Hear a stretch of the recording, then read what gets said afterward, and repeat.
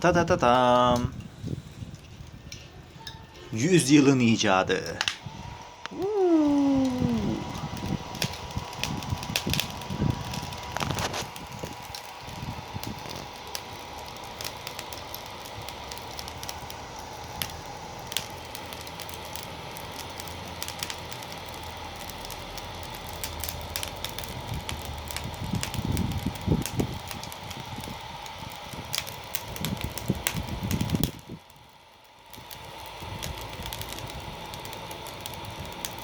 5 dakikada mangal hazır.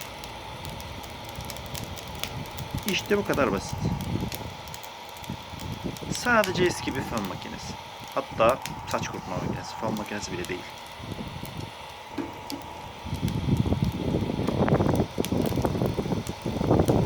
İşte bu kadar basit. Evi yakacağız lan.